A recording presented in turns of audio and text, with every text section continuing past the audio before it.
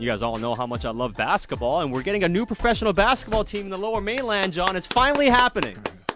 Oh, it feels good. It feels good because I think this market has been asking for it and demanding it for such a long time to apparently no avail, but that is no longer going to be the case. Starting 2019, guys, the Fraser Valley Bandits, they are starting operations, and they announced it this morning, their first ever head coach and general manager, who is sitting with us right now. Yeah, Pete Guarasci now joins us. The Canadian Elite Basketball League has the newest member joining in Vancouver. Pete, congratulations, number one, and welcome to the show. How are you doing? I'm doing great. Thank you for having me, and I'm pretty excited to start this adventure.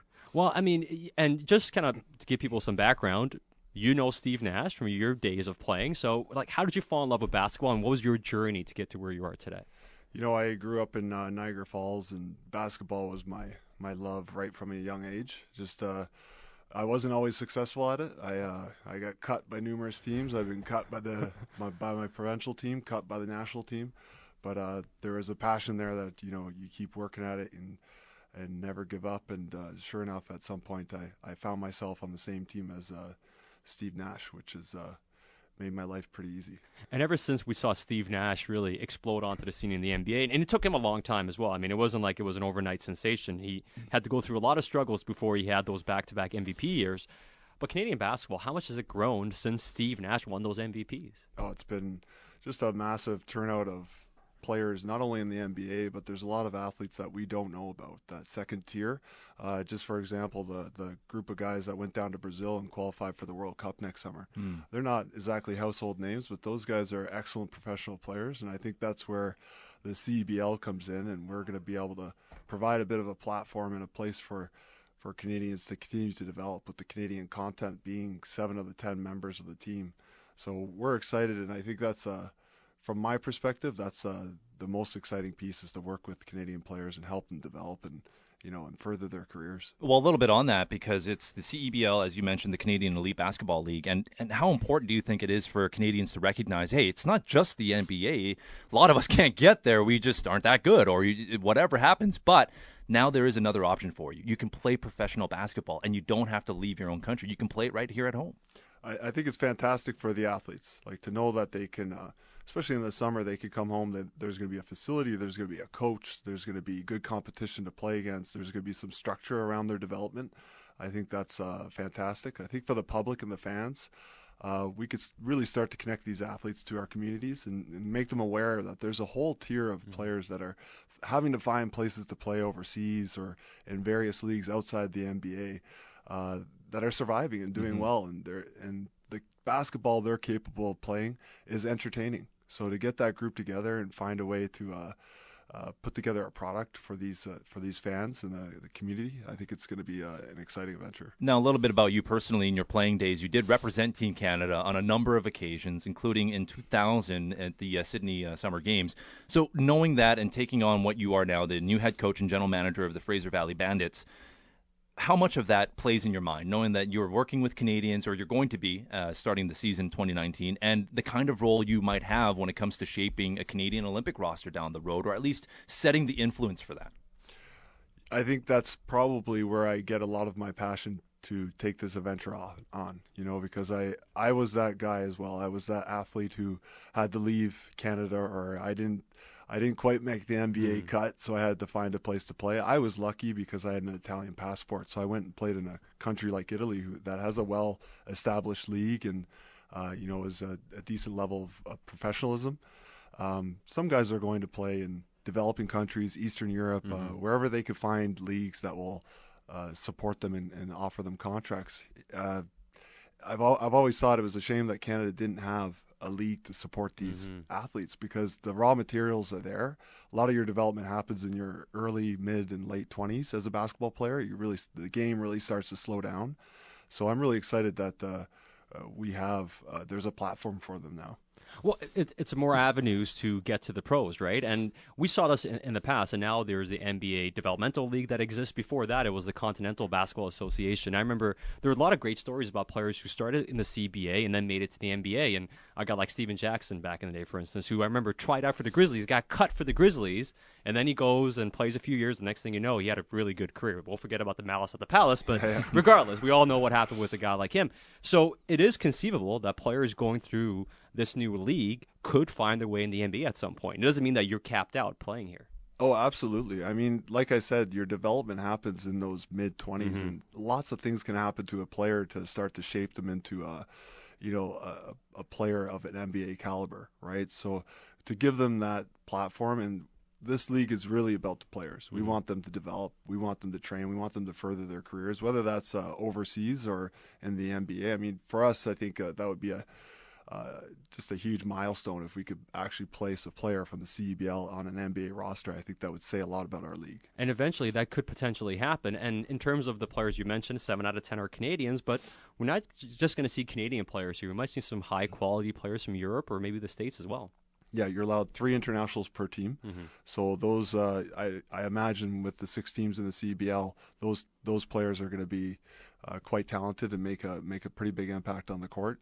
And I think a lot of the coaches will be looking all over the world to find those players. So it's going to be I think at the end of the day, the product on the court is going to be entertaining. It's going to be a good event, and I'm really looking forward to being a part of it. Now, sitting in studio with Peter Guarasci, he's the new head coach and general manager of the Fraser Valley Bandits here on the Playbook Sportsnet 650. And before this new job, of course, you spent the past 16 years with the UBC program.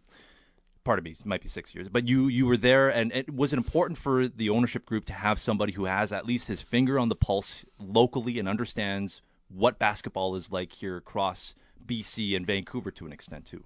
Yeah, I think just through my experience with UBC Okanagan, recruiting, I was in the Fraser Valley quite a bit. That's where there's the bulk of the athletes and the players that are recruitable athletes for the U Sport level were in the Fraser Valley. So I'm familiar with the territory. I'm familiar with the landscape. I know the club programs that are developing. I know just the grassroots levels.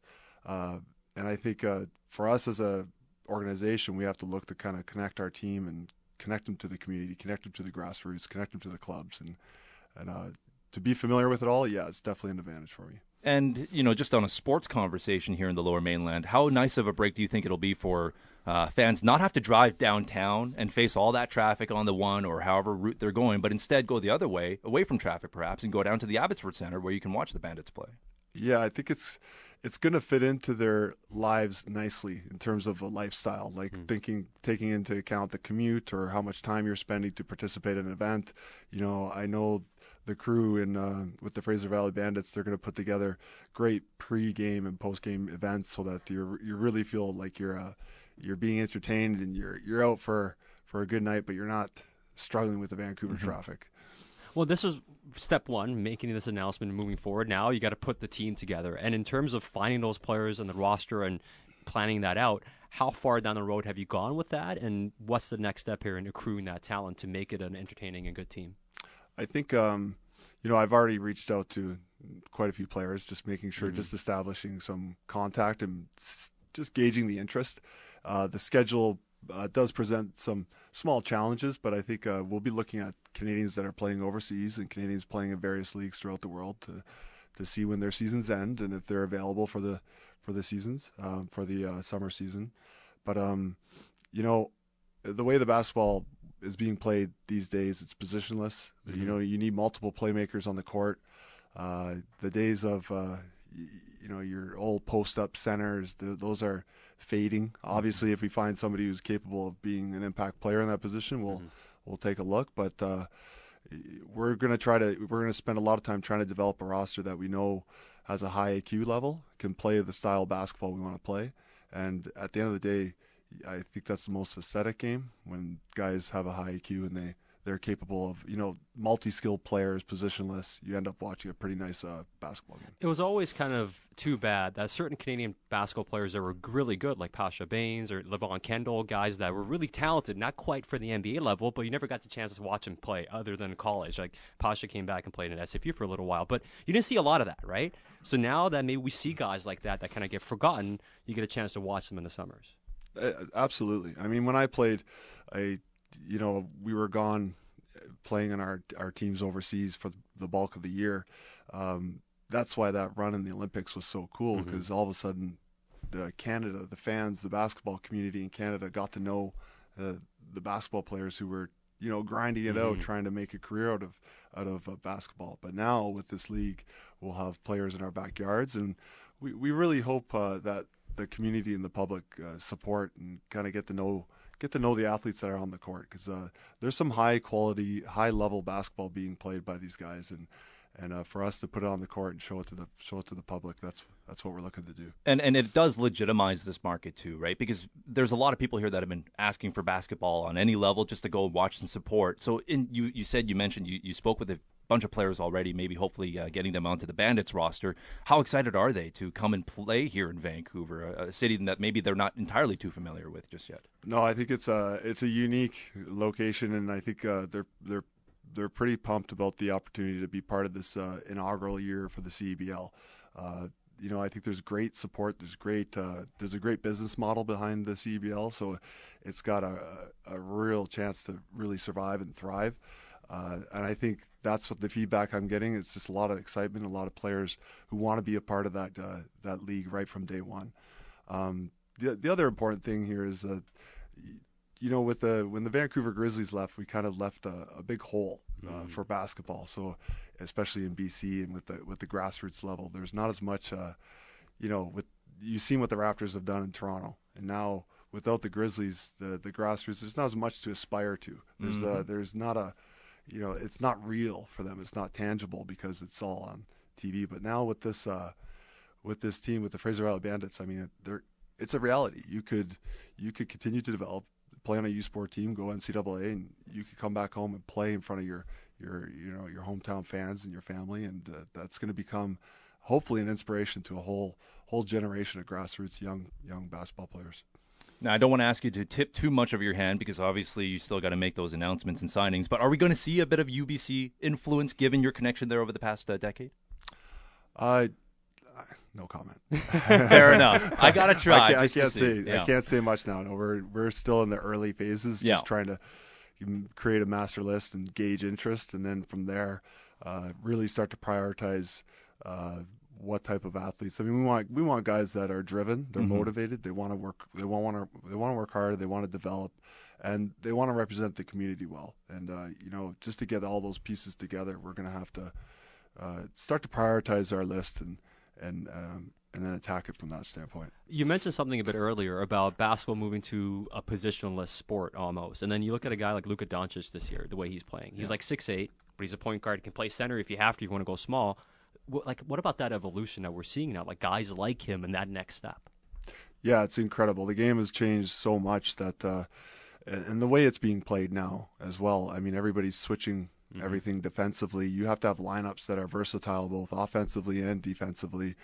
When I watch basketball now, there's so many high level reads and high level skill going on the court. It's an exceptional game to be a fan of, right? So and that's going to be the challenge of being a general manager, is finding guys that are multi-skilled, have a high IQ, are driven, and have good character, that want to kind of be part of this team and make it go. Because the paradigm's really shifted, right? Because I remember when I used to play ball when I was in high school back in the day, it was very much about half-court game, bring it up, run your play, run the shot clock down, move the ball around before you shoot it. Now it's also more about the more possessions you have, the more you can score. So how do you balance the fact that you want to play defense, but you have to look at the defensive metrics differently if you have more possessions for each team?